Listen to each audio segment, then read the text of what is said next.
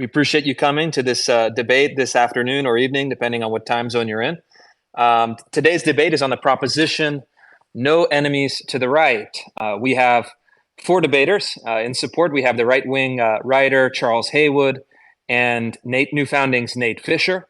Against, we have the Christian writer, Neil Shenvi, and Center for Renewing America's Michael Young, also known as Local Distance. We also want to recognize the magazine IM 1776 for helping promote and put this together. So for those of you who are uninitiated, let me briefly set the stakes before we turn it over to the debaters. The basic concept, no enemies to the right, is a riff on the French Revolution slogan, no enemies to the left.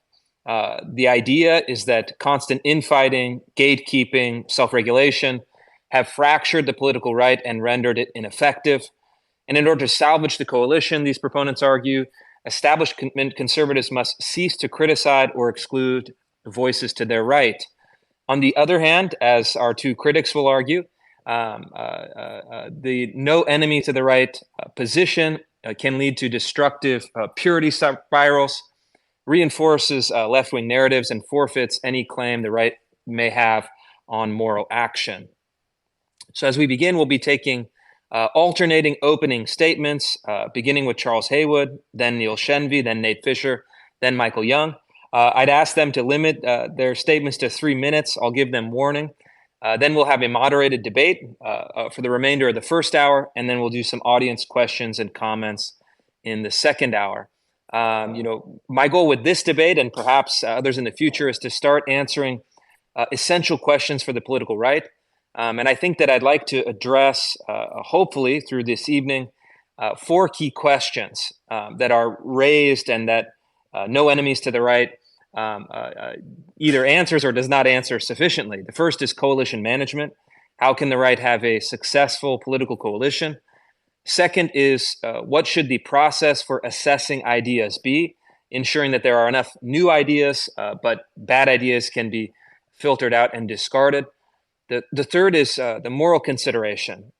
Does no enemies to the right, is it an amoral position, an immoral position, or a moral position? And finally, the most important question is practical outcomes. Which path, either for or against, is most likely to lead to victory? Without further ado, let's begin. We'll be giving 3 minutes to each of the speakers, beginning with Charles Haywood in support of the proposition, no enemies to the right. And here I am. If I had known it was 3 minutes or any specific time, I would have put a big clock on my screen, but I will try to be reasonably concise. So I'm, I suppose, responsible at some level for the modern incarnation of this discussion. My opinion is that this is a very valuable exercise because I think a great deal of the information, discussion, arguments around netter, as it's sometimes called, is kind of low quality. Some of that's frequently deliberate because there's an awful lot of question begging and straw manning, as well as simply malicious twisting. Some of it is just because people talk at cross purposes. So I'm very glad that we're here. My perspective on netter is that I'll just kind of run down my basic outline of the way I think about it. The goal of the right is to defeat the left. That's the only goal that matters because the left is the enemy of mankind and mankind cannot flourish until the left is defeated. That, of course, begs the question, or brings up the question, rather, of what is the left? And the left is the essence of the Enlightenment, which is the ideology that demands total emancipation from all unchosen bonds, as well as total forced egalitarianism, all in service of a heaven on earth, possibly a utopia that is possible to reach in the present age by following these ideological demands. And the left is the enemy of, as I say, mankind, but more broadly the right, and the right is people who are not left. That is a perfectly adequate definition because the left is relatively easy to define, though obviously any boundary is porous. The right is people who are not left. The left is the enemy of the right, which of course brings up the question, what is an enemy? And an enemy is not, for example, someone that you criticize or disagree with. And Chris mentioned the word criticize in his introduction. I think that's something we'll have to dig deeper on, which is the distinction between argument and criticism among people on the right and attacks on people on the right as enemies. Using the Carl Schmitt definition of enemy, as an adversary who intends to negate his opponent's way of life and therefore must be repulsed or fought in order to preserve one's own form of existence, is the proper way to view what an enemy is, in the sense of the left is the enemy of the right. So given that definition, we can, of course, disagree on the right. We can dislike people on the right. We can ignore people on the right. We can attempt to prevent people on the right from undermining us if they're doing that. But these people are, anybody on the right is not an existential enemy in the sense that I just defined. And I think it's important also to say that really the acronym should be no enemies on the right rather than to the right. The original, when I use enemies to the right, it was in response to a specific attack by the odious Rod Dreher on an individual who in his life outside of his connection with Dreher had made statements Dreher didn't like. But I think when you say to the right, it's always appropriate there. When you say to the right, you introduce as the initial inquiry a question of relative position, and there's no reason for that. No enemies on the right includes no enemies to the right. So really, I would say it's no enemies on the right, and that avoids these discussions about who is where on the spectrum. And I do think that there is some, as I say, porosity in the boundaries between left and right, most commonly, from my perspective, and what are sometimes called the intellectual dark web or classical liberals, people who are fundamentally on the left and ultimately will have to be defeated in order for mankind to flourish. But that doesn't mean that there's not some room for working with people who are somewhat on the left. On the other hand, we always have to be aware that those people are fundamentally enemies and will end up there at some point. As will, of course, people on the right. When the right gains power and the left is as forgotten as Mithraism, then on the right, there'll be all sorts of enemies, because that's the way it goes. You can't run a society where there is everything is a free-for-all. This is a strictly tactical principle having no moral component that is designed to defeat the left, which is our prime objective. Fantastic, simply put. And so we'll go to the next speaker to introduce the opposing point of view. Neil Shenvi, if you can unmute and let it rip. Thank you so much, Chris, for inviting me, and thank you, Charles, for that great succinct description. I definitely don't want to strawman Charles. I want to begin by just quoting verbatim from his essay on No Enemies of the Right, where he introduced that concept. So here's a verbatim quote from that essay. You'll hear it dovetails well with what he just said. He writes, quote, "Winning means the total permanent elimination of all left power, and even more importantly, the total discrediting, both on a moral and practical basis, of all left ideology. If we begin with the end in mind, we see that any firepower, emphasis any, directed at the right is necessarily antithetical to the goal of destroying the left.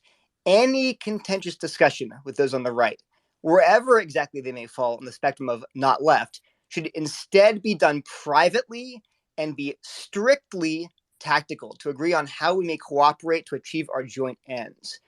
This is very important because he, in his essay, originally said that we can't direct any firepower at the right.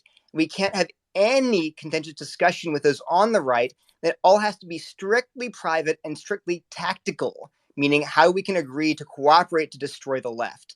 Now, my argument tonight is that the strategy of no enemies to the right is both theologically impermissible for Christians and practically counterproductive. It's immoral, it will compromise and corrupt the Christians who embrace it, and will make it infinitely harder to defeat wokeness, which is my major concern right now. Michael and I, Wokal and I, both really want to see wokeness in our culture eradicated, both from the church and society.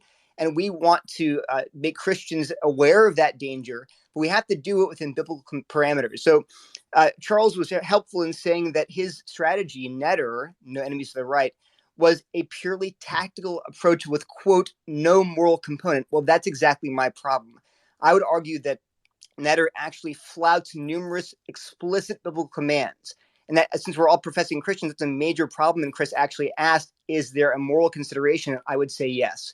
For example, for Christians, Paul commands us in Ephesians to take no part in the unfruitful works of darkness, but instead expose them, Ephesians 5:11. In Timothy, Paul writes, as for elders who persist in sin, rebuke them in the presence of all, so that the rest may stand in fear. Proverbs 13:20 says, whoever walks with the wise becomes wise, but the companion of fools will suffer harm. Now, throughout the Old Testament, we see the prophets rebuking not just evil kings or pagan nations, they rebuke good kings like David when he sins. They do it publicly. It's actually, even God even says, you did it in secret, but I will do this thing in broad daylight before all Israel. So as Christians, we're told to rebuke sin where we see it, especially when it's threatening the church. When we see people, even our political allies, doing what's evil, we can't be purely tactical. We have to be honest and fair. That is God's command. When I listened to Charles' description of his strategy, I noticed there was no biblical commands anywhere in it, hardly at all. There is no moral consideration at all. As he says, it's strictly tactical.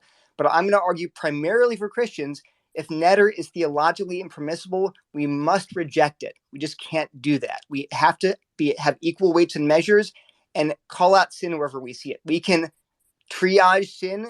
We don't have to be gatekeeping constantly. We don't have to clutch our pearls whenever the left insults us or calls us names. But we do have to be fair, and we have to be moral and obey God's commands in how we deal with politics. So thank you very much. I look forward to our night together.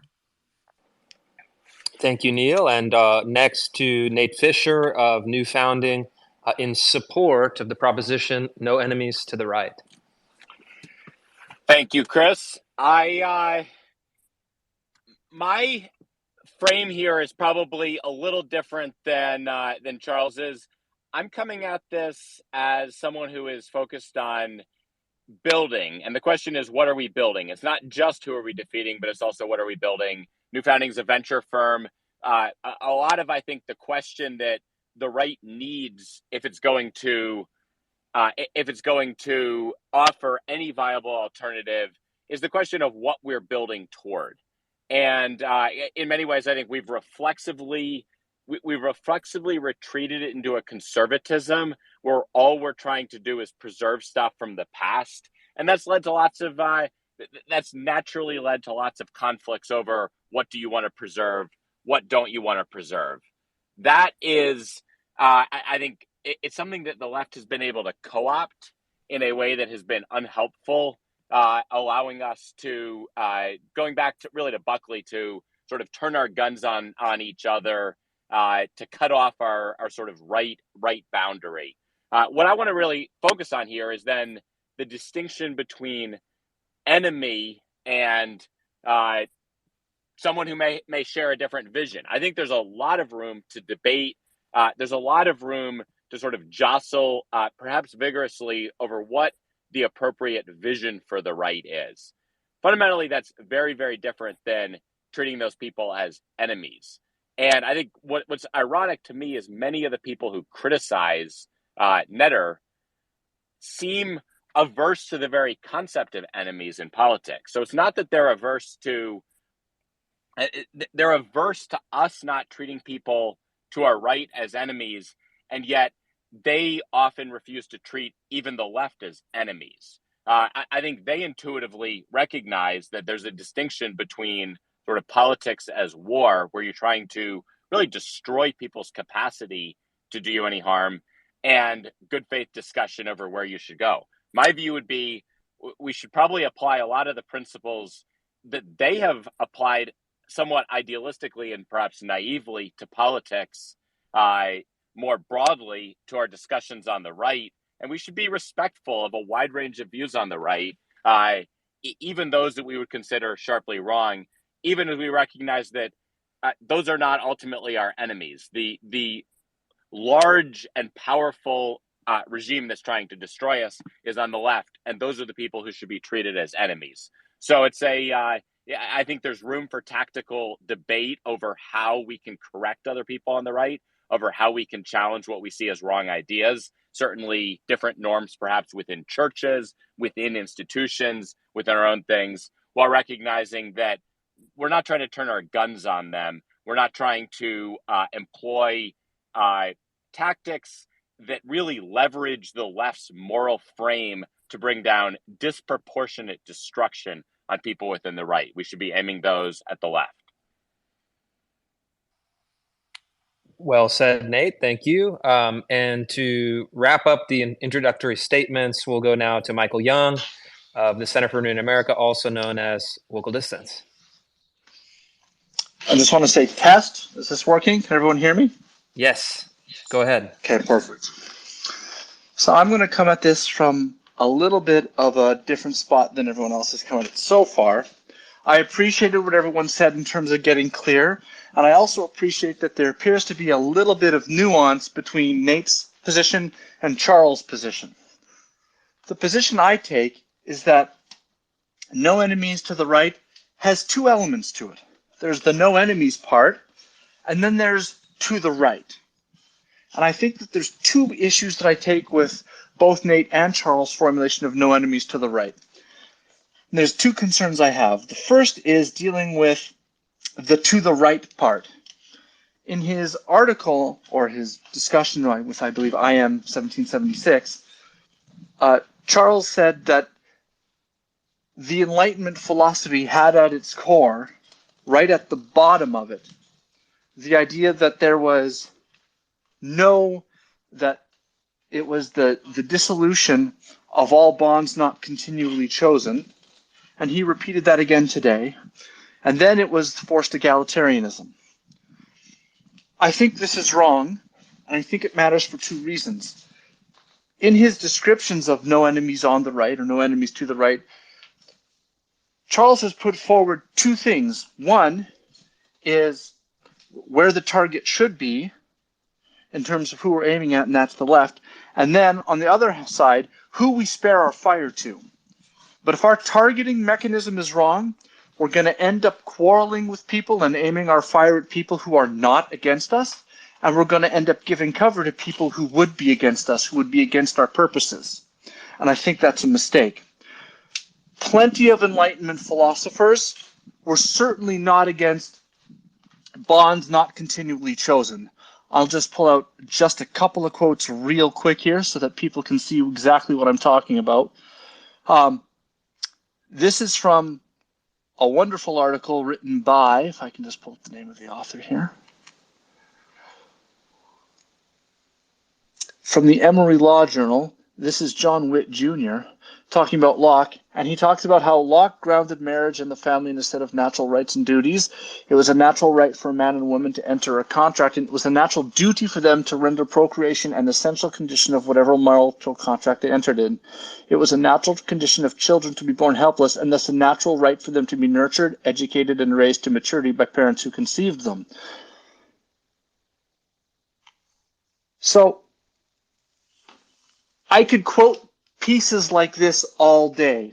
And if Charles wants to continue to deny it, I could just go down my list of quotes over and over again, where Enlightenment philosophers, everyone from Kant to Hume to Locke, talked about the duty of parents towards children, their opposition to voluntary divorce, what we would now might call no-fault divorce. So there really is nothing in the Enlightenment philosophers, or nothing in the Enlightenment philosophy, which holds on to, pushes toward, advances, or accepts Charles' framing that of the dissolution of all bonds not continuously chosen, or the emancipation from all bonds not continuously chosen. The reason this is a problem is because there's an awful lot of Enlightenment philosophers whose work we could make excellent use of. And there's a lot of Enlightenment philosophy that's really right in the pocket when we're talking about fighting against wokeness. And if we turn our guns and our cannons towards Enlightenment philosophy, we will be missing the target. It simply is just not the case that that's what the Enlightenment is about.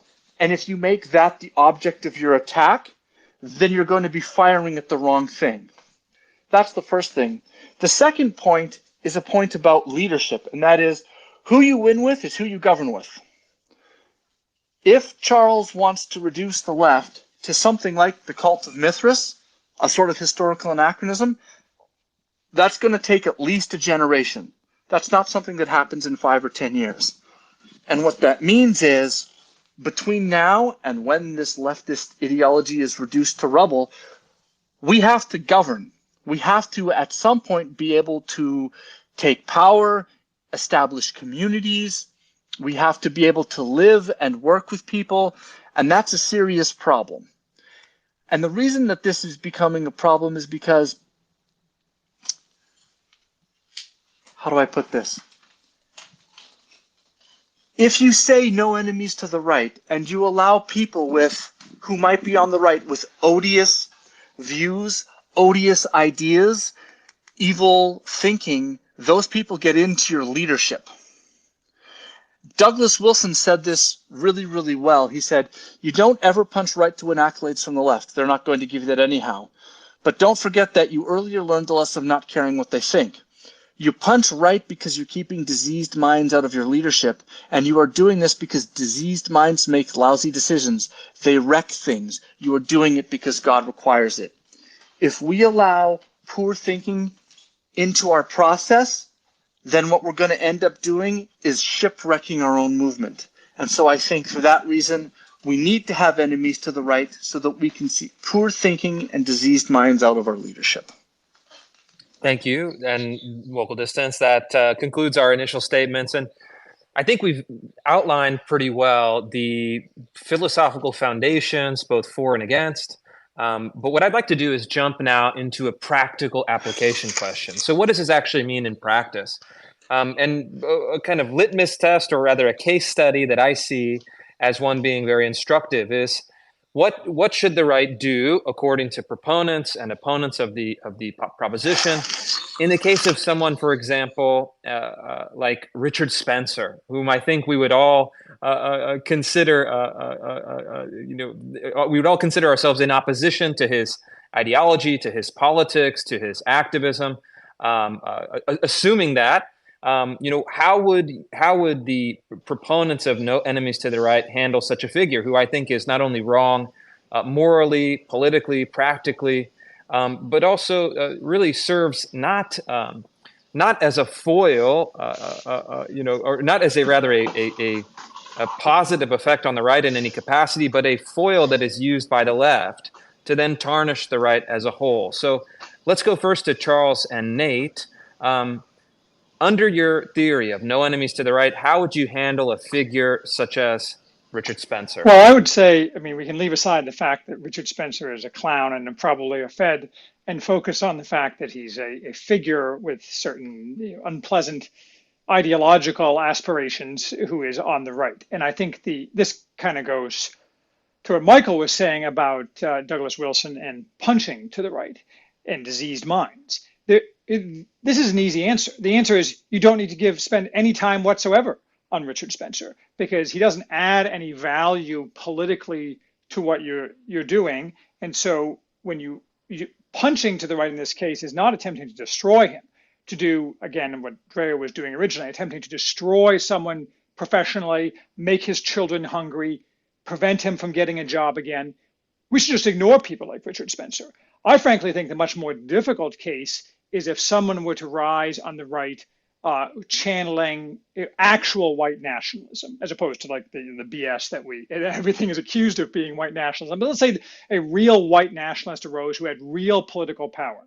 I think that is actually a more challenging question for no enemies on the right. And I think the answer, so someone who was able to get a significant percentage of the vote, for example, or to bring out a significant percentage of the vote, or in some way to wield political power and therefore to be of assistance against the left. So that person is not Richard Spencer, but you could imagine such a person.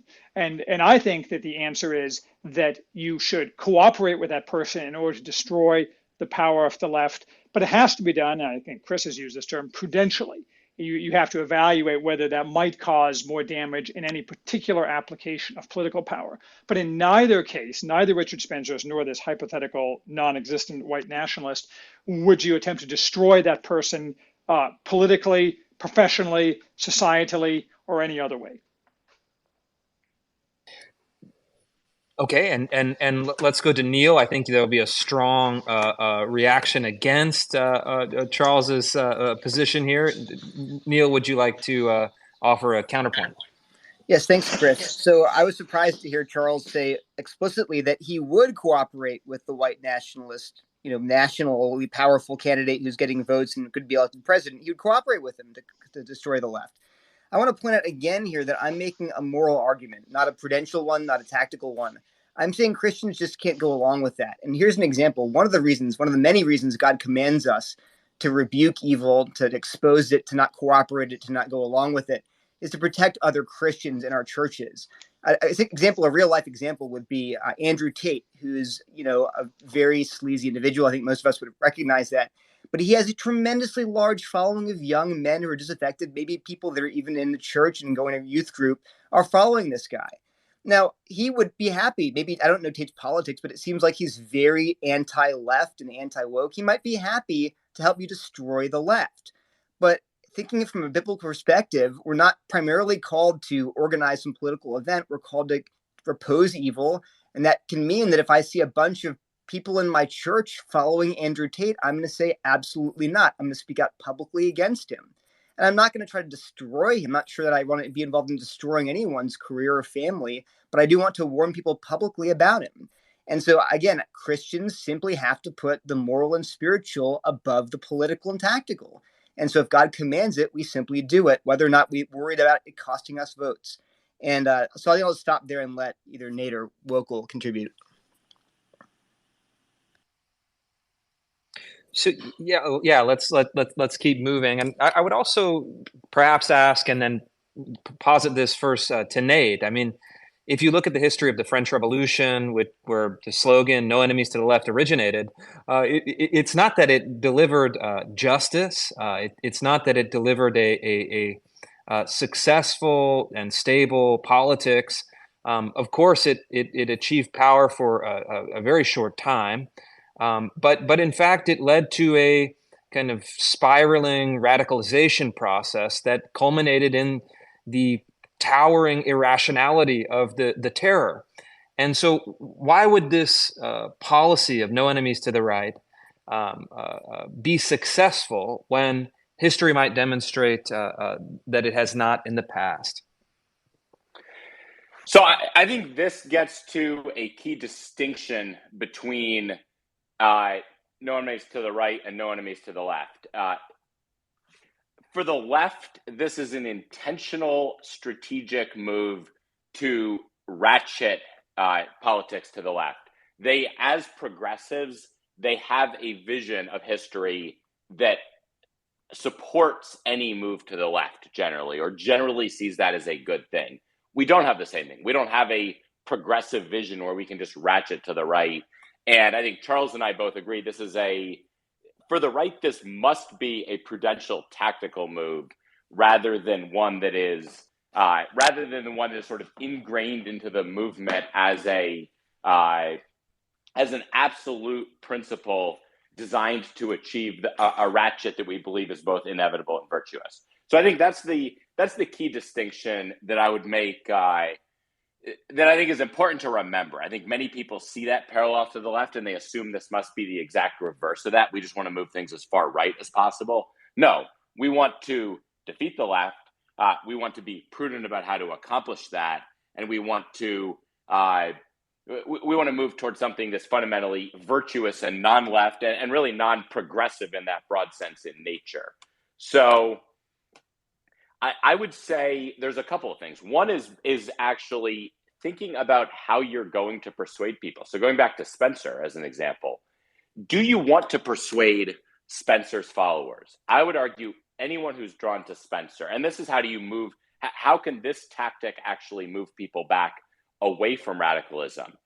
Anyone who's even tempted by Spencer is not going to be, it's certainly not going to be persuaded by most left-aligned attacks against him.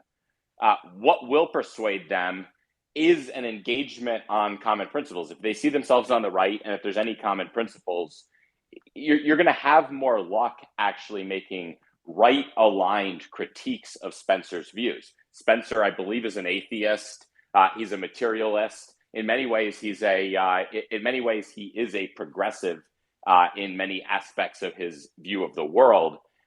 We actually at American Reformer, which is a publication that is aimed at evangelicals that I helped found, recently published an article that resurrected a critique of the Nazis by Bavarian Christians, grounded in traditional conservative values and essentially noting that a lot of what are often seen today as far-right ideologies, Nazism, was actually a perversion, essentially drew on and perverted and exploited people's natural and good love of country, love of people, toward the advancement of a totalitarian ideology. So I'll say that's a refutation, but it's a refutation that is, it's an argument grounded in principles that are actually on the right, designed to persuade those people away from radicalism. Ultimately, right-wing thinking, conservatism, and other forms of right-wing thinking are fundamentally non-radical in nature. So if you're effectively advocating for those,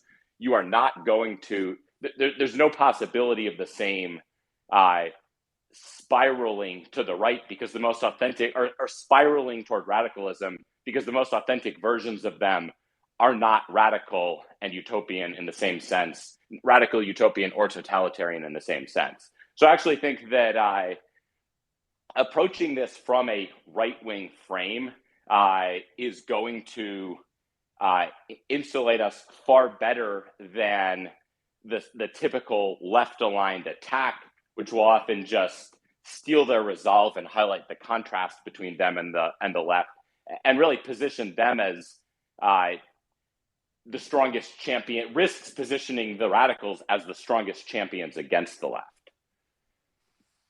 Interesting. Yeah, I think that is a helpful distinction that you're drawing, that there is a process for persuading, radical elements within the right, and there is a process for adjudicating some of these disputes and settling some of these ideas, leading towards a kind of more traditional conservatism. And so I would put to local distance to strengthen that argument and to challenge his position. What we're hearing from Nate is an argument that actually no enemies to the right could help persuade people who are disaffected, who are tempted, who are lured into radical ideologies on the right. And would it be true, and how would you respond to the argument that, in fact, by punching to the right, by marginalizing, by serving up for cancellation or kind of denunciation elements of the right, sometimes unfairly, that you're actually pushing those folks more into a corner of radicalization rather than offering a path for, let's say, redemption, moderation, or persuasion against those views? I think the flaw in that argument is that exact same argument could be used towards the left. Why would you bother attacking the left? Don't you want to bring those people back toward the right? Don't you want to offer them a way over? Don't you want to stop alienating people on the left? What about moderate liberals? What about liberals who are, say, decently far to the left but haven't quite gone woke? So if you're the whole conversation is predicated that you have to have a certain number of enemies, because if there's no enemies to the right, well, where are the enemies on the left? The argument wasn't no enemies, and the argument wasn't don't attack people. It's sparing the right from fire on the right.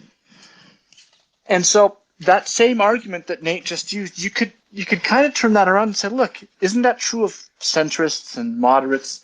I mean, Charles, we heard him call Rod Dreher odious. I mean, do we worry about alienating Rod Dreher's fans when we do that? So I think the point that needs to be settled on is that there are certain situations in which we do have to try and persuade. And there is a time and a place to give somebody a call privately or to lay out arguments, and we do need to do that. But if somebody with abhorrent political views, if somebody with views that are evil, that we can't afford to break bread with spiritually, when someone like an Andrew Tate starts to kind of rise up and cynically use the concerns of people that have been excluded from debate because of the ways that the current media situation has positioned the Overton window, and then someone wants to kind of ride in on those concerns and bring a whole pile of evil baggage with them, at some point, that person needs to be stopped. We need to be able to derail that train before it gets too far before it gets too far down the track.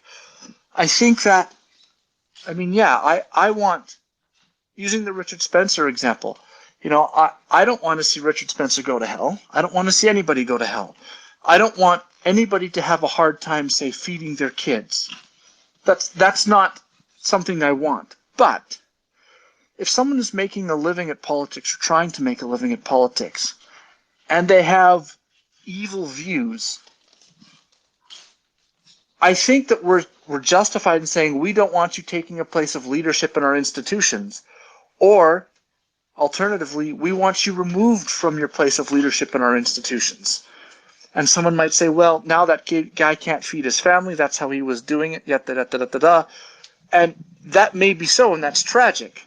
But there are consequences for breaking bread with evil. And one of those consequences is that good people are going to fight you. You don't get to say, hey, I need to feed my family, so you can't cancel me. I need to be able to get along in the world. I don't deserve to be destroyed. I'm not doing something that's maybe as bad as the other side is doing, so you can't touch me. And then use that kind of cloak of protection to bring the yeast of your evil ideas into the bread of the conservative movement. And that, I think, is really touching on the problem, is that at some point we have to prevent evil people from trying to enter into our space and spreading the yeast of their evil through the dough of our movement. Gatekeeping is, unfortunately, necessary given the fact that conservative political movements, in fact all political movements, are social in nature, and ideas can be socially contagious. They can gain traction. You let people in, it can have an effect on the size of the Overton window. It can have an effect on how people are viewed. It can have effect on moral paradigms. So our movement needs to, in some sense, be like a garden, and we need to pull weeds, my friends. And that means that when someone comes in with evil or abhorrent views, we need to be able to push them out, lest they bring the yeast of their evil into the dough of our movement. And so I would perhaps go to Charles next. And Charles, one of the criticisms that I think is a significant one of the no enemies to the right policy is that, in fact, it is not an amoral principle, meaning kind of Machiavellian or effectual truth-oriented principle, but in fact, it codifies a moral hierarchy in which the man furthest to the right is awarded the privileged moral position. He actually is the one and the only one who cannot be criticized. And so how would you respond to that line of criticism? And if you dispute it, what kind of process of gatekeeping or self-regulation is possible under a political movement governed by the principle of no enemies to the right? Sure. I mean, I think I'll say briefly to what Volko was saying. We've very, very rapidly reached exactly where I expected we'd reach, which is the useless straw manning argument, where apparently we have an enormous volume of bread now because evil, the yeasty evil, is everywhere, and we need to push it back. When the reality is, the people that we're talking about, the people who are being destroyed on the right, are universally people who have no power, who, when they're destroyed, don't get a new job, don't have the resources of the left, and so on. So this idea that somehow there's like a creeping evil or a set of evil, like the blob whose tentacles are reaching all over us, is just a straw man. It's just a fake. It's just a way to justify the desire to signal to the left that I'm not low status, because I'm not like those other people whose opinions are beyond the pale. So I think that we need to avoid these kind of straw men. And related to that, to the point that we don't want to have a purity spiral, as Neil identifies, or creeping movement always towards the right, as I already said, and that's very easily taken care of by not inquiring where people are relative to each other on the right at all. That is, not making that a threshold inquiry to the decision about whether you're going to destroy somebody, but just saying outright, I'm never going to destroy anybody on the right. I'm going to prudentially either correct them in a way that does not advance the goals of the left by signaling to the left that I'm a good person because I'm destroying this person, but rather is done privately or in a semi-private situation, or I'm just going to ignore that person. But what I'm not going to do is say, well, this person's on the right, but to my left, so I'm going to ignore him. But I'm going to attack him, but this person is to my right and on the right, so I'm going to ignore him. That is also a type of straw man argument, this idea that somehow we need to focus on to the right. The original phrasing to the right admittedly implies that, but that's really a happenstance. And I think people have latched onto this in an attempt to create this straw man that, well, then we're always going to move to the right. There's an easy answer to that, which is never inquire where you are on the right spectrum, merely say nobody on the right should be attacked with intent to destroy. I think that, to follow up on that, though, Charles, that at a certain point, ignoring someone becomes untenable. I mean, politics, you always try to ignore, bad news or attacks. But at some point, the dynamics shift so that you have to respond. And so when you hit that point, what is the course of action, and how would the right be able to self-regulate under the principle of no enemies on the right or to the right? I think that ignoring is only one possible tactical decision. And I do think that you're exactly right, that sometimes either circumstances or the behavior of others require people to respond publicly to intra-right arguments. I mean, right now, most of those are kind of responses of people who are being attacked by people, again, signaling to the left that they're not low status. But I don't think I'm not counseling that ignoring is the only, or for that matter, even often the best solution. At some point, you do have to hash out arguments with people. And also, there are people who are on the right, but are either ill-informed, underinformed, not wholly persuaded. And you need to be able to communicate your ideas effectively, including the distinctions in ideas among the right, in order to have those people become full members, participating members of the right. So I'd just say, I think it's incorrect to say that ignoring is kind of the prime strategy. It's merely one possible strategy. And Neil, to shift the debate the other direction and to press on behalf of the proposition, there is I think a justified frustration with some people on the right, where there are some center-right commentators. You can probably conjure up in your imagination the actual people who seem to have adopted the alternative slogan, only enemies to the right. And these are people who, I think in most cases very cynically, maintain their kind of fake status as conservative commentators who go on MSNBC and just constantly denounce, backbite, and criticize their supposed allies on the right. I've concluded after observing this for a long time that I think it's primarily disingenuous. And so I think that there is perhaps a justifiable suspicion or frustration. And so how would you respond to that and to, I think, legitimate concerns that the opposite principle seems to be in play and seems to do damage not just to these fringe figures whom I think we can all condemn, but to well-meaning, totally within the bounds of polite society conservatives who are at often the receiving ends of these disingenuous, supposedly center-right attacks? So I sympathize with that sentiment that, yes, there are sort of token conservatives on MSNBC who do nothing but blast conservatives. And the question is, well, in what sense are you actually conservative? To be conservative is to be primarily concerned that the left is wrong and conservatives are right. So if you train all your firepower on the right, then you're not really concerned primarily about the woke left, say. But like I said at the beginning, I'm not claiming we have to constantly gatekeep.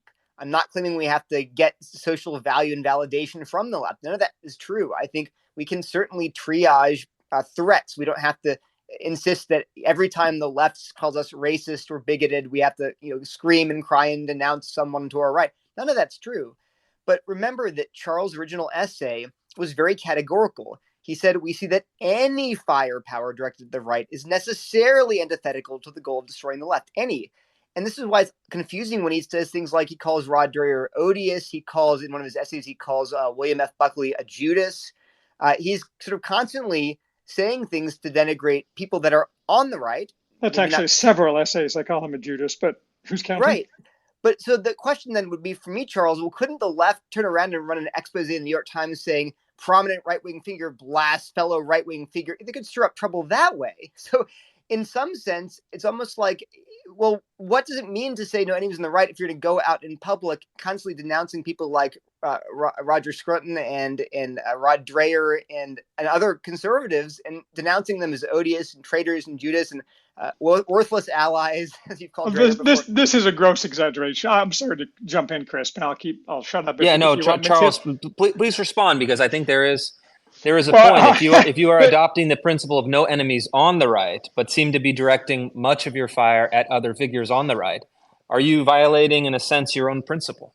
Yeah, that's it. But the summation is false. For example, you mentioned Scruton, and I do not, in fact, attack Scruton. I attack Scrutinism, which is something that I regard as some of his philosophy, but I have the highest respect for Roger Scruton. And in fact, to go do a quick drive-by on Wokel, my definition of the left I actually took from Roger Scruton, as I often say, and just that you can find, the Enlightenment is not everything I like from the 18th century.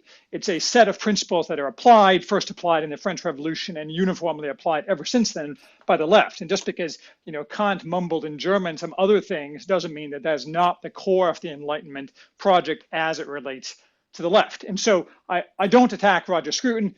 I don't even attack Dreher. Dreher is the one who attacked me, and he runs around lying about me all the time when he's not blocking me on Twitter and canceling my Substack so he can lie more freely to his Substack followers about me. So I don't, and Judas is in fact a term I use of Buckley because he was a Judas. He betrayed the conservative movement because I've been alive for, I'm 55, and so I've been around for William F. Buckley, and it's obvious in retrospect that what he did was harm the conservative movement. But those are exceptions. I don't spend my days attacking anybody on the right. Those are all just things that have been cherry picked out in an attempt to make this claim that I'm attacking people on the right. It's just that's just not true. I mean, I've read all of Neil's stuff, and I respect Neil, but Neil, you say these things about King David, for example, and Nathan and what have you, but the analogy to Nathan rebuking King David is not that Nathan rebuked King David because King David did something bad. And of course, public back then meant something totally different.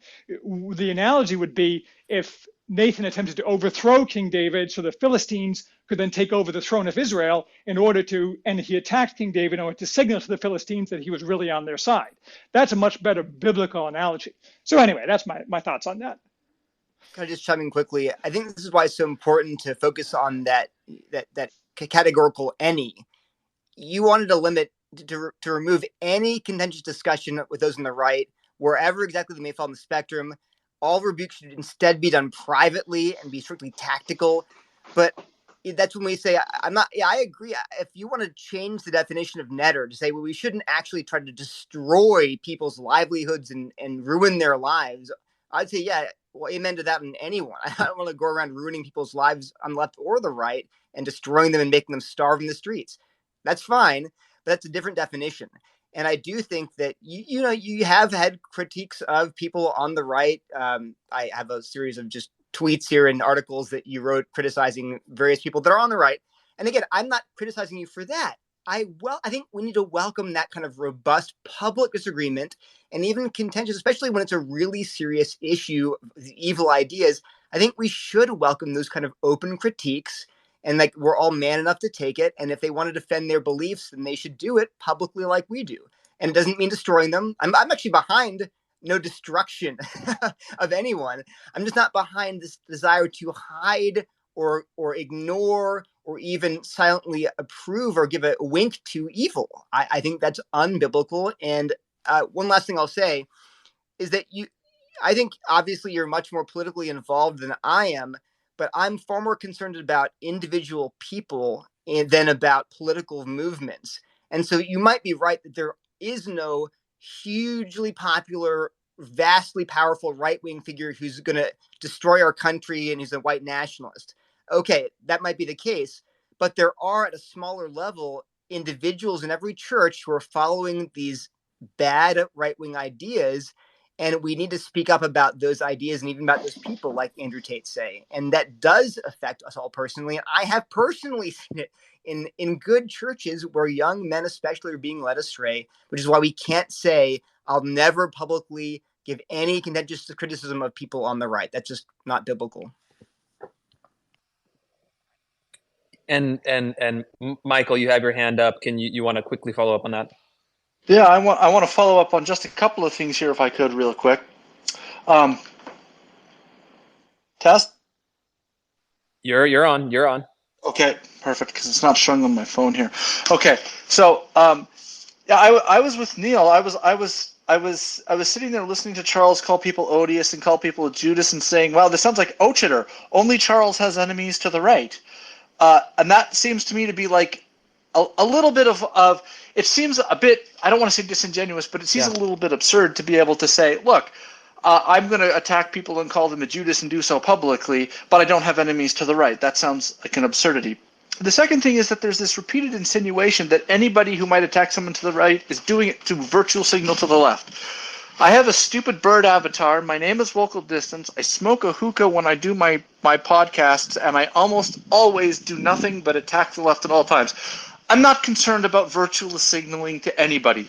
I've never been given a penny. It's absurd. It's this sort of competition for status in a space where you are motivated by trying to make yourself look good to the left, where I, being based and trad and everything else, am free from the constraints of the leftist Overton window, and therefore I don't need to do those sorts of things. That's a sword that cuts both ways. It's really easy for me to turn around and say the reason that you say, well, I don't care about racists, or the reason that you say or might adopt an edgy or a spicy opinion might be to signal to people to do your own form of virtue signaling. And I really think that kind of thing is kind of absurd. I'd rather stick to the facts of the argument, but I wasn't going to let that slide. And then the second part is the left did this, the no enemies to the left thing. And the crazies took over. In the name of gaining power, the moderate liberal left decided to make peace and to wink and nod at their crazies on their left and not talk about them because we don't want to throw a bone to the right. And you saw this from a lot of these liberal types, particularly in the 2010s, but even through the 80s and 90s, you saw this all the time. And the result was that the most extremist elements and the fringe craziest parts of the left took over absolutely everything. That's part of how they were able to take over the institutions. I mean, there's a reason why you can't. I mean, Black Lives Matter. One of the women that sits on the board of Black Lives Matter bombed the Capitol building. One of the founders of the Women's March was Rasmia Oda, who was a terrorist. One of the reasons that the Iranian government, or who was it, that a terrorist group kidnapped 11 Israelis in the 70s during the Olympics was to get her free. And she helped lead the Women's March and helped write an op-ed that wound up in the New York Times. This happens because they don't gatekeep. And then to use my analogy, where you say the yeast through the bread, or whatever it is, the poison works its way through the whole bloodstream. The whole thing becomes corrupted. And so because they took this strategy, precisely because they took the no enemies to the left strategy, the craziest elements in their party on the left took over the entire left. And finally, we have to remember that we have to deal with incentives here. Incentives structure things. Are we going to be incentivized toward truth, or are we going to be incentivized toward power? If we're going to, I think that's a good question. Maybe we could propose it to Nate. I mean, it's one interpretation of no enemies to the right is that it's a kind of purely pragmatic construction designed to achieve political success. I think that's how Charles outlined it. Or is it oriented towards some other value? Can it be oriented towards the pursuit of truth or the pursuit of the common good? How do you see it, and how would you respond to the criticism that it is untethered from moral considerations? So I'll go back to the point I made earlier, which is this is about enemies. This isn't about who we elevate. This isn't about who we follow. This isn't about who we even agree with. This is about who we try to destroy. And Wokal made the point earlier that why do we not apply the same principle reciprocally to the left, try to persuade people? I don't know that we don't. In many cases, it's actually prudent for us to try to engage people on their terms and persuade them. Why do we why are we forced to treat the left as an enemy in a way that is not analogous to the right? We're forced to treat the left as an enemy because the left is trying to destroy us. The left occupies great power, and they are trying to destroy our way of life. So we treat them as an enemy to a large extent by necessity. And as a result, we focus on the enemy who actually has a lot of power. I'll go to a point that Neil made, which I thought was a really good one here, which is he specifically says he's not trying to destroy anyone on the right. He just wants to disagree with them. I think disagreement makes a lot of sense. We want to argue over vision, but I think we need to be aware of the dynamics of an environment that is left dominated. In a world dominated by the left, any left-aligned accusation against anyone on the right essentially acts as a weapon of mass destruction that threatens to destroy them. If you accuse someone, you may be disagreeing with people within a church about certain things, but if you go and you publicly accuse them of racism, that can destroy their life. That can get them fired from their job. That can get them ostracized from society. It's essentially the nature of we have to be sensitive to the fact. It's kind of like making an accusation if you're in East Germany, making an accusation in an internal argument that will get someone arrested by the Stasi and sent to the Gulag. Like, they may be wrong. There may be real problems with what they're doing, but you should be extremely sensitive to the fact that anything you say against them in a world that is dominated by people who do not share your moral compass at all can result in vast disproportionate punishment. So I think that it's a question of prudence. We don't necessarily endorse what they say. We need to figure out how to have these debates, but we need to figure out how to have these debates in a way that is not essentially not facilitating gross and disproportionate evil against people, really against anyone, particularly people who might be in our camp in some capacity, and essentially aim for a prudential good. So part of aiming for a prudential good is actually avoiding injustices like that, which in a world that we don't control, in a world where the penalties are controlled by people who are broadly hostile to us, it is a tough balance. It's often hard to maintain that. Yeah, I think that there is certainly some sympathy if you're talking about someone who is a local average person in a church somewhere, and unleashing the full force of the left-wing media activism, to destroy their dry cleaner, to destroy their small church group. It seems like there's some justified sympathy, and we require some justifiable prudence to say that opening an individual that is relatively powerless to destruction should either let's say not be done or done with extreme caution. But I think there's a more challenging dynamic at play. It's not protecting or shielding the relatively powerless from destruction, but in fact we see the right, in my view, not to inject my personal opinion too much into it, but there are people that are embraced by the right and not criticized by the right that actually have large platforms, have a lot of power. And I think some of those names that we've come up with today are instructive. You had, the Richard Spencer and the alt-right was, very prominent in media.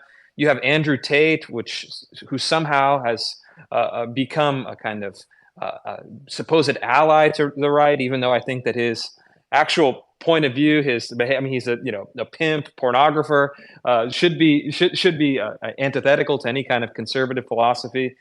And then you had Kanye West, who became another symbolic figure on the right, just utterly self-destruct into kind of paranoid ravings.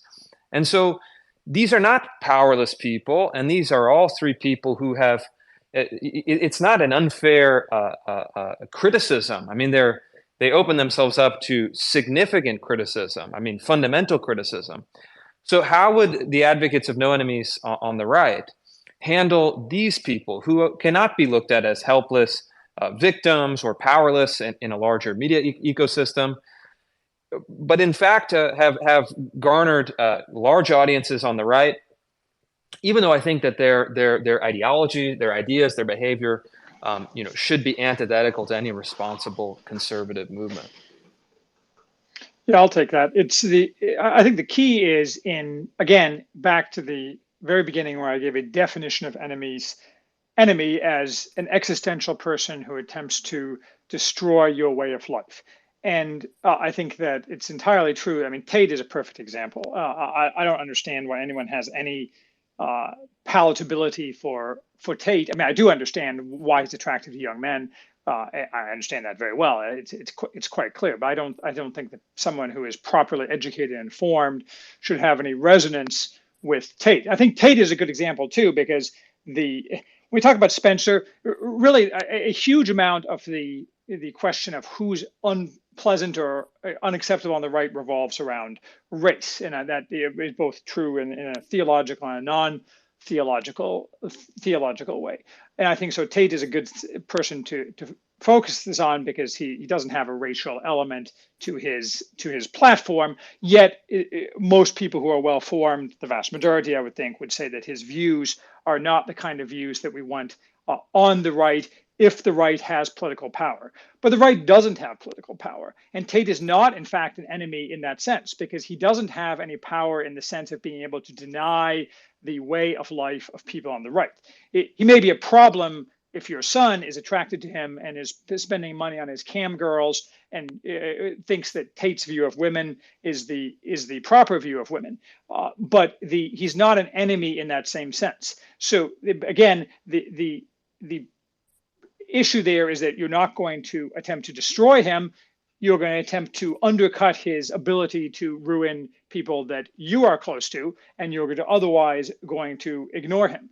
But because the much more important goal is destroying the left, because the left is actually here to destroy you, whereas Andrew Tate is here to make a bunch of money and have a cool Instagram account. He is not the enemy. The left is the enemy. That doesn't mean we can't spend some time attempting to alleviate any difficulties that Tate may cause us. But the distinction between enemy and not enemy is an absolutely crucial distinction.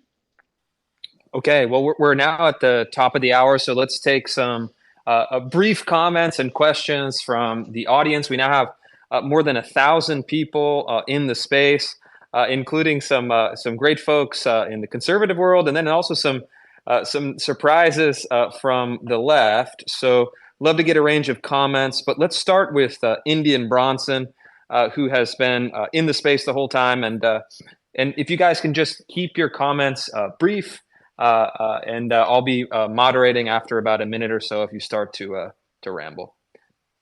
IB, take it away.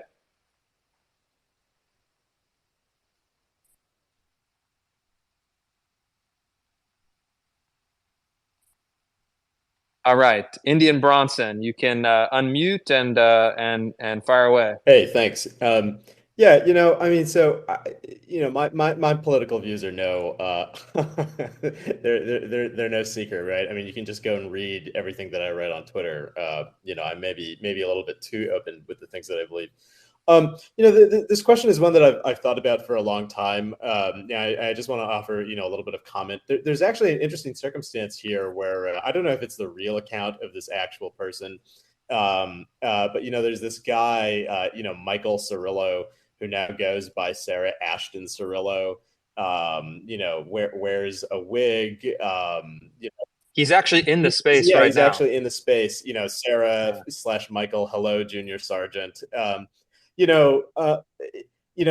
all the things that actually produced, sort of micro cancellation, a statement by the Ukrainian military, it was this guy's pronouncement that, Russian sympathizing journalists would feel the wrath of the Ukrainian defense forces, right? And, if you talk to the average Ukrainian, indeed there are many Ukrainians in diaspora, many Russians in diaspora in the US, you'll find is that basically none of them actually believe in transgenderism. None of them think that any of this is real. The median value of a Ukrainian national, the median political values, social values, cultural values are actually deeply far right, compared to like sort of the median online internet Reddit, supporter like Michael Cirillo or anyone else. Why did the Ukrainian government feel like it had to say something? Well, because in the United States, defense funding essentially a lot of foreign policy credibility. This all hinges on. IB, can you can you tie it up with the no enemies to Yeah, the right, just so we can this tie sort back of in? it hinges on an apparatus that was built by conservatism, right? Even though foreign policy adventurism, may be engaged in by the left, it was something that was ultimately built on by the right. And what the Ukrainian government understood is that it looks really bad to have a transsexual saying this stuff, right? That kind of cancellation, when the right engages in cancellation of its quote own radicals, who is the audience that they're performing for? The Ukrainian government had a very good reason to say Sarah Ashton Cirillo, junior sergeant, Sarah Ashton Cirillo, Michael, obviously, he's a man. They had a very good reason to try and cancel him because they're ultimately performing for an audience in Washington, many of whom are Republican senators and congressmen who have constituents that it would be very hard to justify an insane transsexual to. What is the actual audience of people who want to try and say, oh, we better cancel these people who are evil and bringing bad ideas into the... there's no real special dispensation, right? That you're hoping to get from the left who's actually funding you. Let ideas win and die on their own merits. I was kind of disturbed by something Wokel Distance said, where he's like, well, these ideas, they have purchase because it's a social movement. Well, let ideas have purchase because it's a social movement. If ideas are actually not so good and not so true, then they'll be revealed as that in time. If they are actually kind of true, well, then you need to engage with them. And, so I bring this up only to point out that, like, we should at least be as sensible as the Ukrainian government, finally saying no thanks to kind of deranged trannies. If we can't be at least as sensible as them, it's hopeless. That's all I want. All right. So let's. Can I respond? Thanks for your comments, and we'll go distance. Yeah, let's give a response and keep it pithy. Well, to keep it brief, I don't think we go around destroying people for an audience. That was never the claim. My claim is that you remove diseased minds from your leadership. And the reason that you move diseased minds from your leadership is because you don't want bad ideas to be able to work their way through your movement, and people with diseased minds wreck things. That was the point. I'm not performing for anyone. Nor do I think that we go around aiming the Death Star of social media criticism and the entire apparatus that the left has built on people working at Home Depot because they have some sort of odious view. What I'm talking about is people who are setting themselves up to be influential or in leadership positions on the right are rife for criticism and for removal from their movement. You might say, well, let ideas win. Well, when I go and I decide, or someone decides to hire me to work at an institution, they're not going to go out and say, well, we're going to wait till the peer-reviewed literature has decisively decided whether your ideas are good or not. No, they're going to make a judgment about me. They're going to make a judgment about my ideas and then hire me or fire me based on my ideas. And my point is, I think that when we deal with people who bring in odious ideas, who are bringing in bad ideas, we're allowed to fire them from our institutions for having horrible ideas. That's part of how ideas win and lose. But that doesn't mean that we go around, say, making it impossible for them to get a job or to run a software company or to make microchips or whatever it is they're doing. That's not the point. No, the left will do that for you if you attack them. So let's go to another audience member. Logan Hall has been on the line. So Logan, fire it out. You got a statement or a question, and make sure to keep it timely. Can you hear me? Yes, go ahead. Okay, yeah, I'll keep it brief. I'm definitely more in the Haywood and Nate camp here. I just want to ask, like, the opponents of No Enemies to the Right, like, it's fine. It's good that we're having debates like this, but let's talk practical, like, historical political applications here. If you are in the midst of a communist takeover, which a lot of people on our side would say the left is doing to America right now, if you have a figure like Franco or Pinochet rise, what would be your position on that person?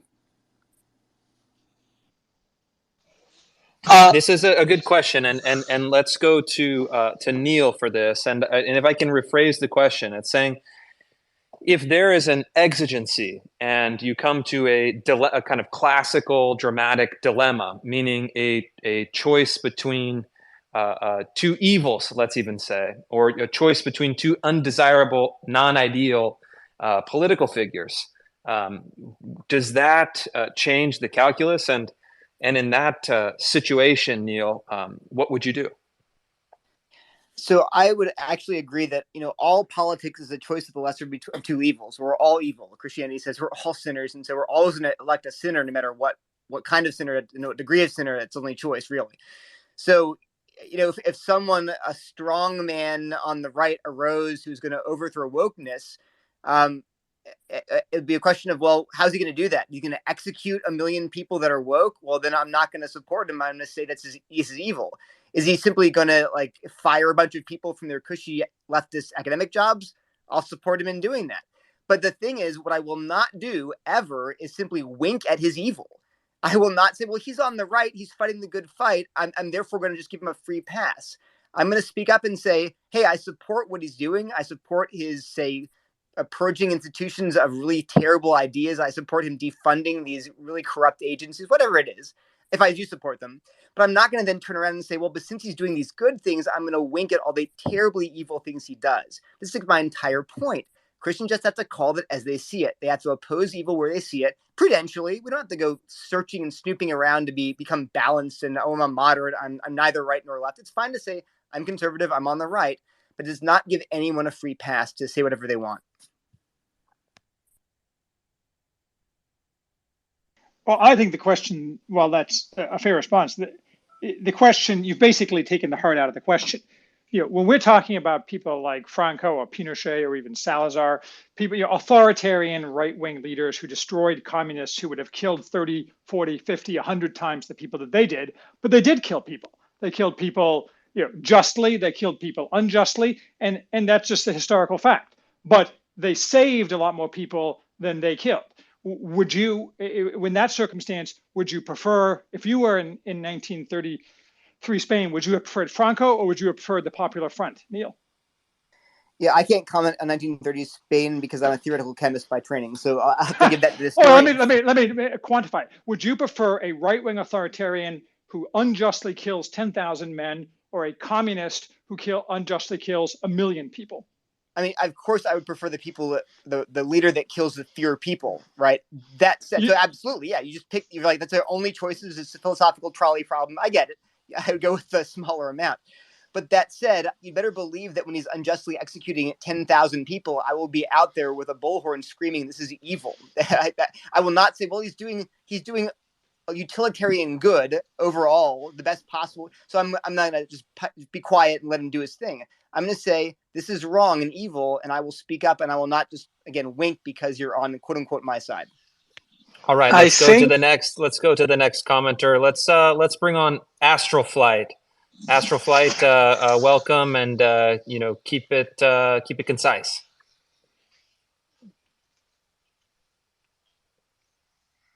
If you want to talk, you have to unmute, or we'll go to the next. How about Jeff Giesea, who I believe is a critic. So Jeff, if you'd like to offer your point of view, you can unmute and let it rip. Sure. Thanks for having me on, Chris, and thank you guys for the civil discourse. I really respect that. My question is, foreign influence is a problem in our country and on the right. And would you tolerate Gal Luft and Guo Wenxi, foreign influence agents who are abusing the American public, but ostensibly on the right? I mean, personally, I would say no. And I think the whole framing of the discussion, and granted, I've evolved. I think I've moved more towards the center. Some of you guys who know me have probably see that. And part of that story is what I realize is that I don't know if left-right is the right frame for friend-enemy distinction for me. For me, it's evolved, and I know this might sound a little bit pat, but do you want America to work or do you not want it to work? And I kind of want it to work, right? So I guess my question is I just think the whole framing of the discussion is sort of flawed. And I'm very curious, would you actually tolerate foreign influence agents actively in this country just because they're on your side? That's a good question, and I think maybe we could pose that question to Charles and Nate. Does no enemies on the right include potential allies from foreign countries, or is there a delineation or an exception for kind of national boundaries, national origin?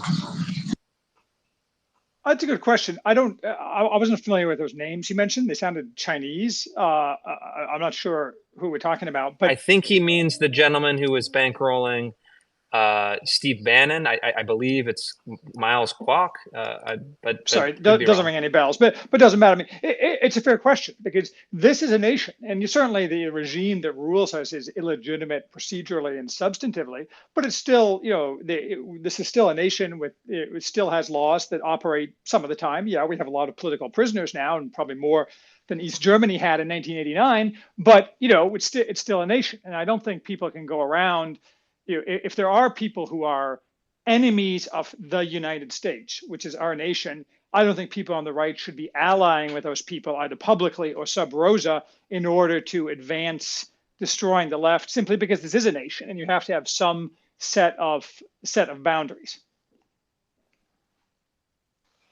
Okay, great. All right, let's go to some other commenters. How about Brian Chow? I'm going to add you as a speaker. If you want to unmute and make your comment or ask your question, just make sure to keep it concise.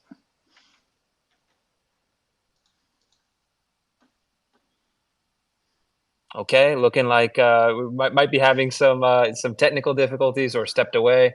I think that one of the questions that I have been considering is one of basic coalition management. And so, anyone who has spent time in a large organization will realize immediately that sometimes there is addiction through subtraction. And I think political movements, that's even more important because political movements, both left and right, center, always attract people who are interested in power, who are, who have the desire to dominate or to manipulate or to exploit. This is something inherent to politics because of what it is.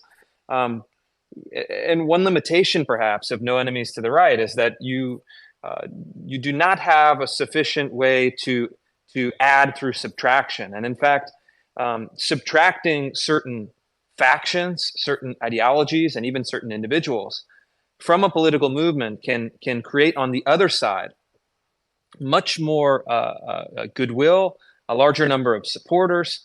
Even if you talk to folks who run political campaigns, one of the campaigns that I worked on years ago, one of the grizzled campaign managers said, "Oh, you got to figure out who your closet people are." I was like, "What does that mean?" And he said, "Well, these are the people that if you put them out door knocking are going to alienate every voter. So you put them in the closet and make them, you can't just kick them out. You have to make them kind of have make work jobs to keep them out of the public eye." And so how does no enemies to the right, Nate? How can you do addition through subtraction if you're not having a process of public criticism and also public disaffiliation? So I'll return to an early point I made, which is I think one of the central projects on the right today is building. It's not just fighting. How do you gain political legitimacy as a leader? And if we are ever going to succeed as a movement, we gain political legitimacy through building something attractive, building something effective and attractive. I mean, the classic line, keep the trains running on time, but also through offering an attractive vision, and in some ways successfully defending people against the left. I would say the most important thing by far that people on the right who are concerned about, let's call it suboptimal to bad actors rising can do is they can focus on being more effective at defending people from the left. If you have a political leader who if you have a governor who defends citizens of his state from the left, who wins battles against the left, people will follow him. If you have an entrepreneur who builds a company that people find attractive, let's say it's a company that offers a important alternative in a category that's dominated by the left, he will have a lot of constituents. He will have legitimacy by virtue of that. So but if you're building a business, though, to get to the question, if you're building a business, one of the most important things you do as an executive is firing people who are no longer a fit for the corporation. And so what is the process politically? What is the analog? Every great chief executive knows that sometimes you have to terminate the employment of people who jeopardize the mission of the company as a whole. What is the process for doing that in the political coalition? Well, so if you're actually running, I'm talking about real institutions and real organizations here. If you're running an institution or organization, 100% you can choose who you want on your team and who you don't want on your team. Firing someone does not mean treating them as an enemy. Firing them simply means firing them. It means removing them. It means removing them from a position of power that you served. So absolutely, if you run something, you have the authority to decide who is in and who is out it, particularly in positions of authority, particularly in positions of responsibility. So the best thing you can do is you can build effective organizations and you can grow their scope of influence within the movement, and you can elevate people who are both good, who are both effective and who are virtuous, and you will gain influence in the coalition. I see a lot of attention from people decrying people they dislike rather than trying to outdo them. It's like you saw this in the Never Trump movement. You had a lot of people who spent their time attacking Trump. A lot of Christians decried him as being supposedly an immoral, this sort of grossly immoral man. And yet none of them were as effective at challenging political correctness in the country and taking it head on as he was. Many of them lacked the courage to ever do that. And so he gained a natural legitimacy by being willing and capable to take that stand against something that was widely recognized as a threat. I think people would do well to spend way more time thinking about how they can effectively fight the left. And I'll use you as an example. I don't know where you formally come down on this question of no enemies to the right, but you have an enormous amount of legitimacy in the movement, enormous amount of credibility in the movement because you've been effective at fighting the left. People follow you. You can decide who you want to elevate and who you don't want to elevate, and you can exclude people from giving them influence whose views you find abhorrent, and you've earned that right as someone who has effectively won battles against the left. And I've noticed I haven't seen you ever attack people to the right. You haven't needed to direct your guns at people to the right to be able to gain that influence. So I think that's a model that far more people should follow. And if more people on the right spent their time focused on those questions rather than these questions of who to exclude, our movement would be in far better shape. Well, of course, I'll take the compliment, and my own belief is that those who would cynically attack people on their right to advance their personal career interests or renew their MSNBC contracts or to solicit the billionaire bucks from the Bulwark or Bill Kristol, that is done not oriented towards the common good, towards the advancement of the conservative movement, and towards any higher principle. It's actually done quite cynically. And so I think that is an easy case where that can be and should be forcefully rejected. And I know I've had to deal with those kinds of criticisms. And so I feel quite sympathetic. Let's take some other, before we get to Neil, who has his hand up very patiently, let's take some speakers. I have Kryptos, who actually has written an essay on this as I was researching what people were saying about no enemies to the right. Kryptos had an essay that I would recommend you read, quite forceful. So Kryptos, why don't you share your point of view with the audience? We now have more than 1,000 people listening here in the space. Well, thank you for giving me the opportunity to speak. One of the problems here, I think, that we run into is that we approach this whole problem of no enemies to the right from a managerial perspective. In a sense, we want to write a policy that can absolve us of guilt in our actions. And so we're looking to find sort of the perfect formula, the perfect, diagram of these are the right situations, these are the right people, we can itemize them off, and then we can fob off responsibility. And in some ways, you can't really fight managerialism with managerialism. So in many ways, what we're really looking for is a new kind of person. So, Neil was quoting scripture and so forth. If you look at, like, say, what Josiah did at the in his reign in terms of battling his nation. It's fairly bloody, and there is a passage in Proverbs 26:4 and 5 where the first passage says, correct a fool, or don't correct a fool lest you get into his folly, and the very next verse says, correct a fool lest he remain in his folly. And so you ask the question, well, why do you have two opposite verses right back to back? Well, it gets at the nature of wisdom. Sometimes in these moral questions, you won't know the answer until you get there. And so even Neil himself was saying, well, we want people to be right. We want people to be good. We want to always pursue rightness. And then he came back and said, well, not every choice is good or evil. Some choices are between the lesser evil and the greater evil. Well, a lesser evil is still evil. And sometimes, in terms of, and this is why the priest, the pastoral role is different from the role of the magistrate, because the magistrate has the power of the sword.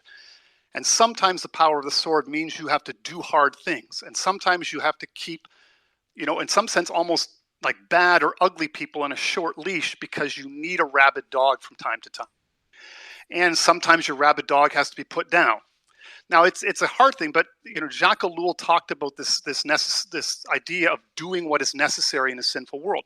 And in his book, Violence, he says a lot of times we want to take the position of the high road, and that makes us either ineffectual or hypocritical. And Ellul says oftentimes we want to take the high road because it's easier. So, for example, take the pro-life movement, right? We want to be seen as being pro-life. But he says, you got 60 million babies who've been killed? And you think of how many people died in the Holocaust. So wars have been started for less. So in a sense, are we really serious about ending abortion? In a sense, maybe blowing up abortion clinics, you know what I mean? Going to war with the abortionists. Or do we just want to be on the high road and always be on the high road and take what victories we can get? And no enemies to the right is a recognition that the exigencies of power sometimes require you to do hard things and to work with bad people and to actually do the lesser evil, which is still evil.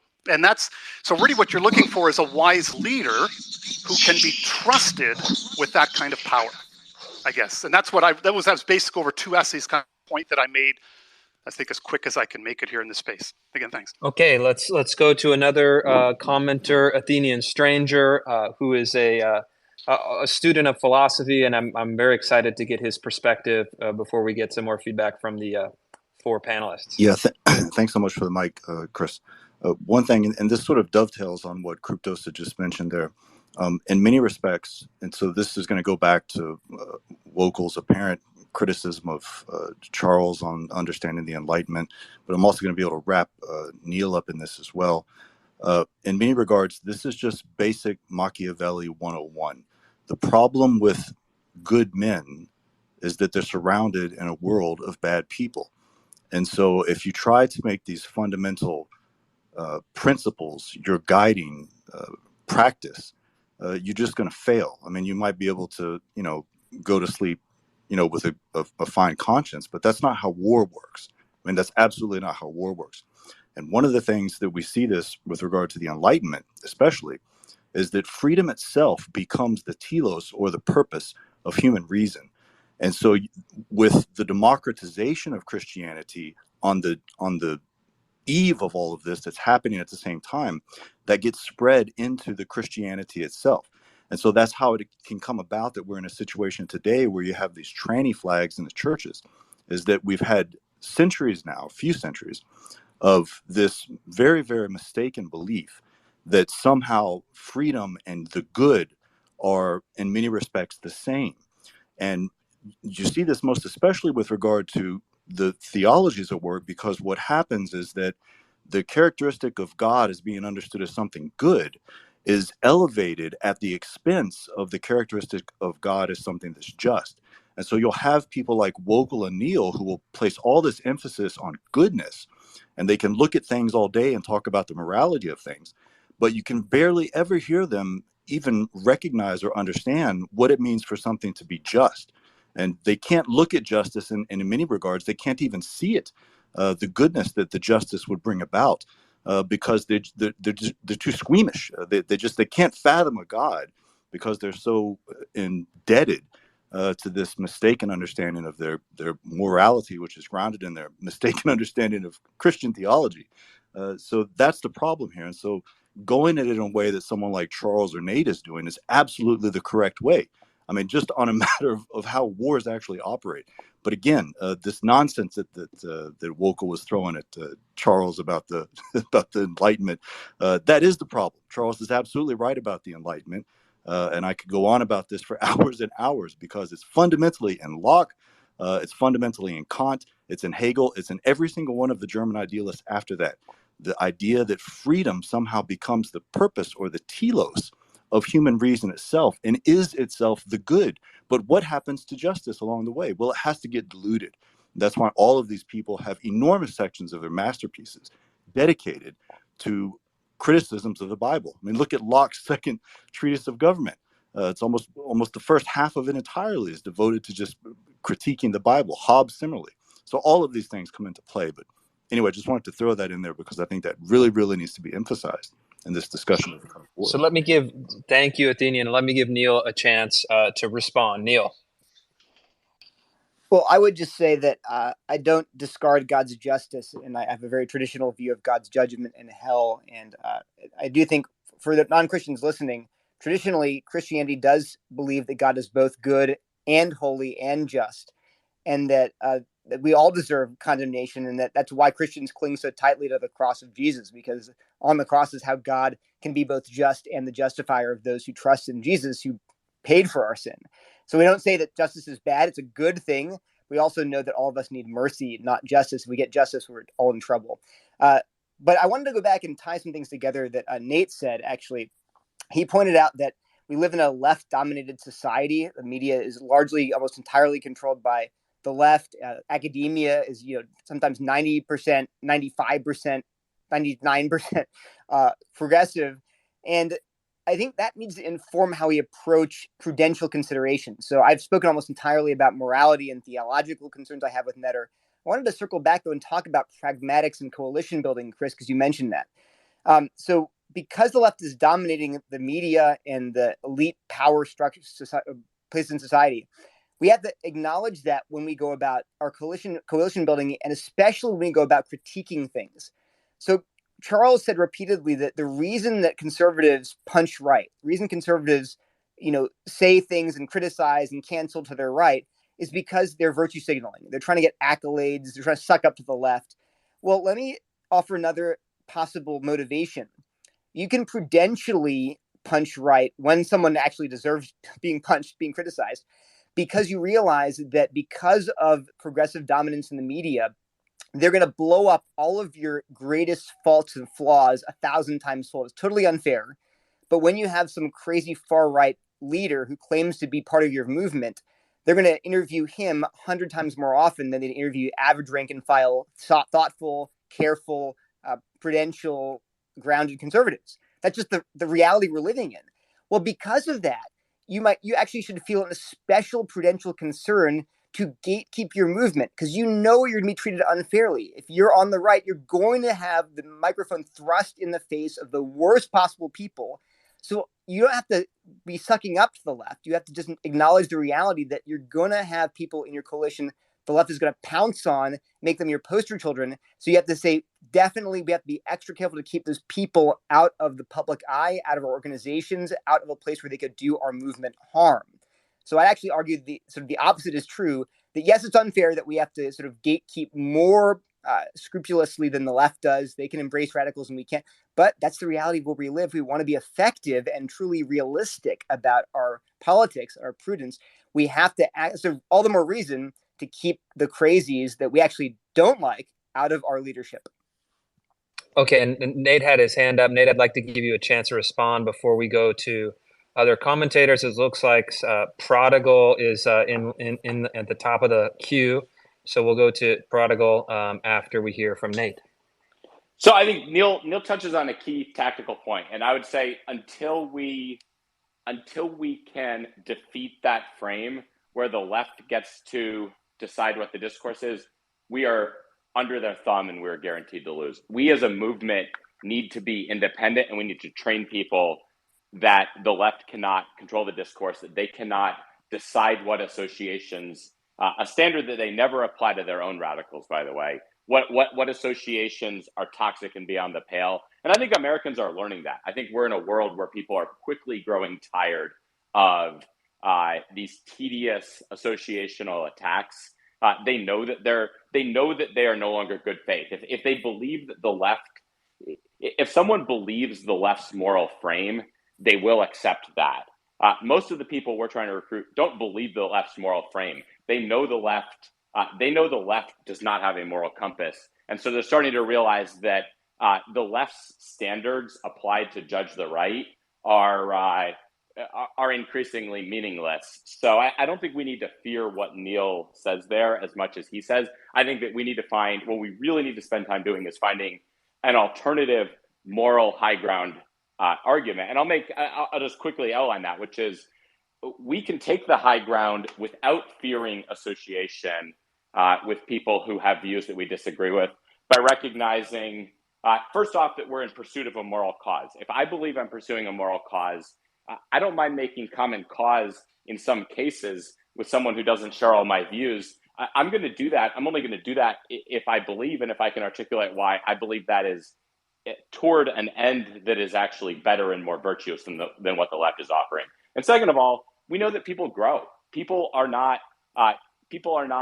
permanently attached to certain views. So if someone is wrong, you don't need to denounce, ostracize, or remove him. You can recognize that he's someone who may be developing his views, and there's plenty of room to reason with people to our right. There's plenty of opportunity to reason with people whose views we may not disagree with and move them in our direction. I think that's a more attractive. It's a much stronger moral high ground, one that recognizes grace, one that recognizes the value of virtuous ends, and that's an alternative view to the one the left imposes, where such people impose a taint that we need to run from or apologize for. So I think it's putting forth our own moral high ground that justifies the nature of the coalition that we choose, rather than submitting to the left. Well said. All right, let's go to some commenters. I said Prodigal would be able to speak, and then we'll go to Mark Granza from IM 1776. Prodigal, let her rip and be concise. Yeah, I'm going to try to be as concise as possible. Cut me off if you need to. I mean, I've heard a lot of non-serious arguments advocating we should focus our time, attention, and resources on attacking the right that really fail to confront the current state of the country, right? The U.S. is bleeding out culturally, economically, geopolitically, but if you listen to a number of people here, they think our attention should be divided from the true threat that's facing all of us, even people on the left who don't realize what they're helping to achieve. And that we need to waste our time and energy attacking figures to the right who have no power, no money, no real influence, and no popular support. I keep on hearing about these leaders. I don't see them leading the party. All this does is further marginalize basically irrelevant actors while giving talking points to the left and their sycophants in government, media, and all across the country who want to basically destroy us. So, I mean, at this time, you have to recognize the moment we're in, and you strategize and prioritize the true dangers and threat to your very way of life, to your very existence. And, for now, I firmly believe the enemy of my enemy is my friend. I might not agree with everybody to the right, but let's be honest, they have no power, and I believe our ideas will win out. But when you say we need to divide our time, attention, and focus just to give talking points to a corporate media who didn't care what the truth was for four years, to a federal government that's been weaponized against anybody who's patriotic or religious, I think it's just childless and it's non-serious. And this is the type of talk that's going to lead to our destruction. I mean, literally, you started the conversation. Some people saying the left did this and it's very effective. We are different than the left. We have priorities, but we have to recognize the state we're in. And after we gain some influence or control in the government, the institutions, culture, media, then we can deal with this. But to say this is something that we need to focus on or something that's a serious threat to us, it's a joke. And this is the exact, thing that you don't understand the ruthlessness of your enemies, and you're falling back on ideals that are impractical on dealing with the battle ahead. And, I'll end with this. You share nothing in common with this enemy. They want to destroy you, your culture, your religion, everything you believe in. But you want to sit back on these ideals, let them weaponize your empathy against you. I believe the one speaker, Neil, you keep on speaking of Christian values. I see the Catholic Church and other Christian groups. They have no problem with the border wide open, 7+ million illegals here while Americans The youth are the highest in home with their parents since the 1940s, paycheck to paycheck. The country is collapsing. So based on your religious values, how do you feel about all these, economic migrants? They're not refugees, right? Where do you land on this? Because the Catholic Church, a number of NGOs that claim to be religious, wholeheartedly embrace it. So I'm curious where you stand on this. Prodigal forcefully argued. Neil, if you can respond in just 2 words, just a few words, and then we'll go to Mark.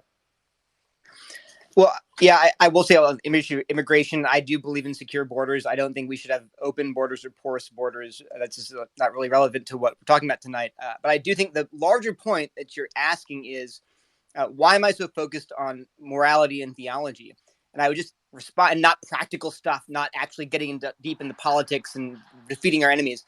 And I would just keep pressing on this point.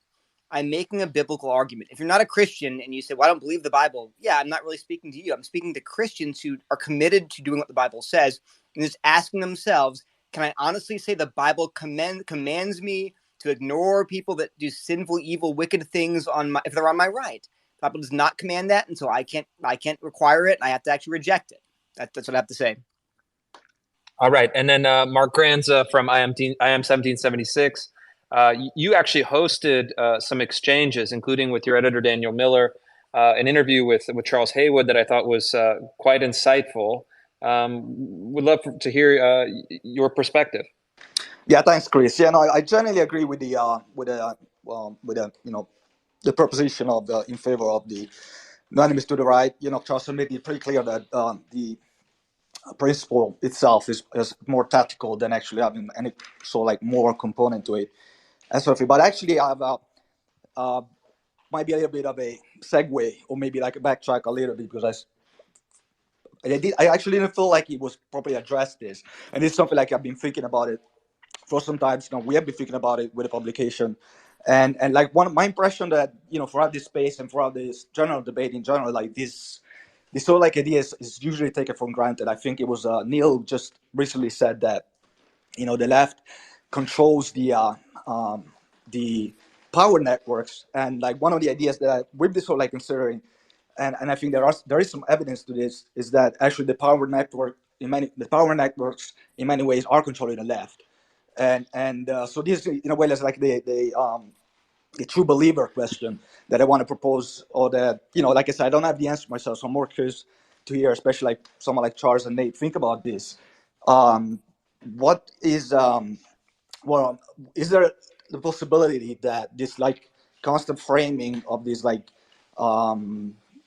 issues that we're facing as left and right, is it strictly based in on ideas themselves, might miss the fact that might sort of distract a little bit from the fact that in many cases we have this sort of cynical power networks, very Machiavellian, very obsessed with power, that they're essentially weaponizing these ideologies and mobilizing masses on the basis of ideas to further their business networks and retain power. So, and like I say, this is an idea. I don't have the answer myself. It's something that, like Chris said, we also had a really good debate, a few dialogues about this as well. And every time I read those dialogues, I just can't make up my mind about this. So I'm wondering what someone like Charles and they think about this. Yeah, let's get Charles in on this. And I think, sorry. No, it's good. It's good. And what I think we heard also from the last, striving to make my question. You've done what you need a hand roll, another cigarette, my friend. But what I think the last commenter also very forcefully argued was that the conditions necessitate some discipline and some focus. And so, Charles, maybe you can respond to that and also respond to Mark Granza's question here. Yeah, as far as the former commenter, the discipline and focus, I completely agree with all that. So I don't really have much to add. As far as Mark's question, which I take to be, is ideology really the thing we should be focusing on largely exclusively? instead of other motivations that might be antithetical to our principles on the right? I think the answer is yes. Ideology is the thing we should be focusing on, because I think while there are people who have non-ideological interests, and some of those people are powerful, in the modern world, ever since the poison of the Enlightenment began to seep into the body politic of the West in the 18th century, ideology has been the driving factor behind the vast majority of major changes. It is simply not true, and you can find endless people who will say to the contrary, but they are just wrong, that the bankers did everything, or the Jews did everything, or the corporations do everything. Those things, while there are people who have business interests and attempt to gain financially from ideological turmoil and other kinds of turmoil that's driven by ideology, the fundamental distinction between whether in the year 2150 we can have a flourishing West, or a flourishing globe more broadly, but it's focusing on the West, which is our civilization, boils down to whether or not the left is still in power. Obviously, in some new situation, there will be people with other forms of power. The right is not an ideology. The left is an ideology, so it'll be different. But it's just I don't think it's the case that we need to focus on, for example, corporate power instead of left ideology. Okay.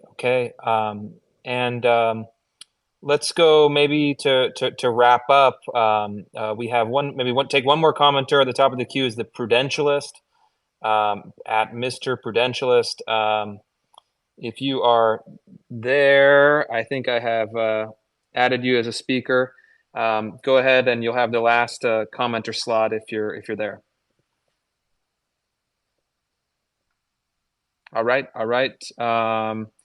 Okay, we have about 10 minutes left in the schedule for this space. So let's just do a round of closing statements. We'll follow the same order that we began. We'll go Charles, 1 minute kind of closing statement, then to Neil, then to Nate, then to Michael Young. Charles, take it away. I think this has been helpful at fleshing out some of the distinctions. I also think it's been helpful at buttressing a lot of my claims that the arguments against Neoter, as I like to call it, instead of Netter, are mostly straw man or historically inaccurate, or at least here they've been high level arguments as opposed to a lot of the kind of mendacious arguments you see otherwise. So I think this is very helpful in fleshing things out. I think it'll be very helpful if people are interested in this to go particularly to the IM 1776 colloquy I had with Daniel Miller that kind of kicked off this most recent round of discussion on here. And that does expand on some things we didn't really touch on. For example, Neil was complaining, I think some justification that I kept emphasizing that virtue signaling was a key reason for people on the right to identify people on the right as enemies. And in fact, I list 5 or 6 other reasons why I think this is done on the right. None of them are, of course, complementary to the people doing it. They are not excuses. They are merely identification of reasons. But I think expanding the reading to that IM 1776 article would help flesh things out as well. Okay, great. And let's go to Neil for a 1 minute closing statement.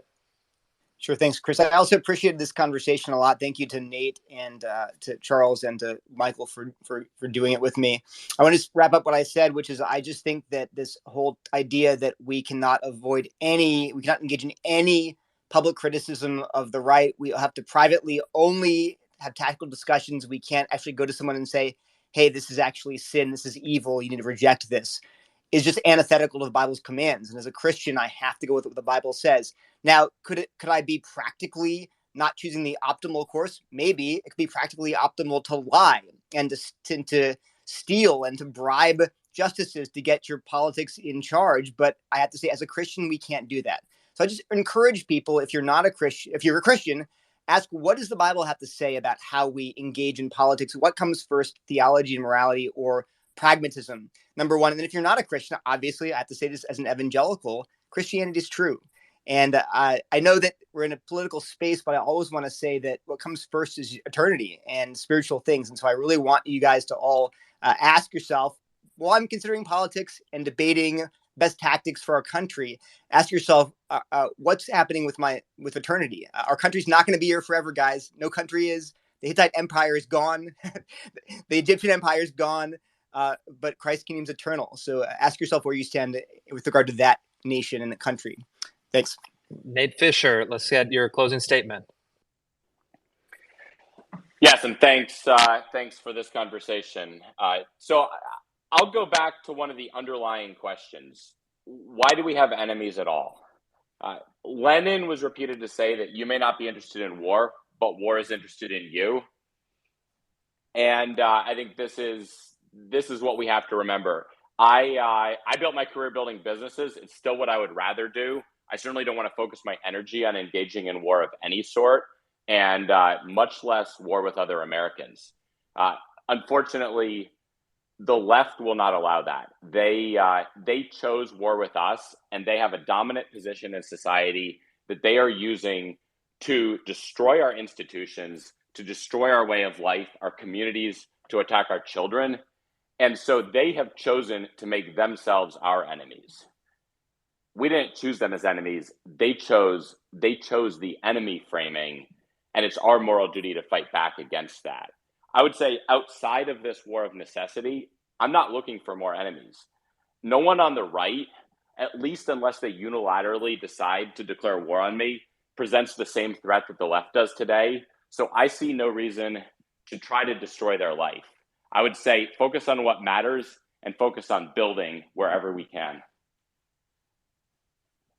Okay, and Vocal Distance, your closing statement, and then I'll close the space with some of my own reflections. Part of the reason that I take the perspective that I take is because the province that I live in is the province of Saskatchewan. And between 1944 and 2007, the far left party in Saskatchewan, the NDP party, won 13 out of 17 elections. 2 of those elections were won by Liberals. Of those 17 elections, only 2 were won by Conservatives. I have been in a province where it was moving further and further and further left, and the left had an absolute political hegemony, and the ship was turned around. And one of the ways that the ship was turned around is to make sure that the people in power who we had on our side were good minds, who were smart, who were wise, and had good ideas. The Sask Party, which is the party that I've been voting for and belonged for and in fact worked for, has taken power in 2007 and has maintained political power and now has a 50-seat majority in a parliament of 70. The opposition NDP has been reduced to rubble. They have, I think, 11 seats at the moment. Part of the way that you do that is by pulling the weeds from the garden and making sure that the leadership you have is quality. The strategy that Nathan talked about before, where the left will cynically allow their bomb throwers into their group in order to expand the Overton window, comes from a book called Beautiful Trouble. The section is called Use Your Fringe to Expand the Overton Window, and it was written by an old NDP staffer who used to be Ryan Miley's, who's the NDP opposition leader in Saskatchewan. That's his chief advisor, and it was born of desperation. We do not want to adopt bad tactics out of desperation. We are perfectly capable of turning the ship around without having to bring in people whose ideas might be horrendous or evil. We don't have to tolerate this. We are capable of bringing in good people with good ideas and winning. We don't need to compromise our morality to do that. And as Douglas Wilson said, diseased minds break things and wreck things, and we don't want that in our movement. So I'm going to end it there. Okay, thank you, and that concludes our debate. I wanted to thank everyone who participated, and in many ways, I think that this debate, at least for me, has brought up more questions rather than answered them. I think we had some provocative points on all sides, some thoughtful points on all sides, and I would just leave all of you to reflect on a number of questions related to the proposition "no enemies to the right." First, how do we define friend and enemy? Is it a moral calculation, or is it a kind of Carl Schmitt or a Schmittian political calculation?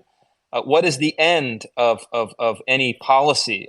Is it personal destruction, or is it thoughtful persuasion? I think we've also teased out a distinction of on the right versus in the right. I think that Charles's delineation there actually does matter, because it changes the placement or the locus of moral authority. I think there's a big problem of that if we have to the right rather. placing to the right creates a problem of moral authority being at the rightmost extreme. Athenian Stranger brought up a crucial question on the relationship between power and truth. Can power be used in the service of truth? Are truth and power antithetical to one another? What is the relationship between those two? And then ultimately, what is the relationship of those two to justice, which is sometimes, as I think we would all agree, justice can be severe, can be harsh, can involve and unpleasant realities. The fourth point I would think needs consideration is one of scale and position. The destruction of, let's say, misguided but ultimately powerless individuals at the margins of society, offering them up as kind of human sacrifices to the left, especially in a cynical manner, I think is reprehensible, although it's quite common amongst some of our center-left commentators.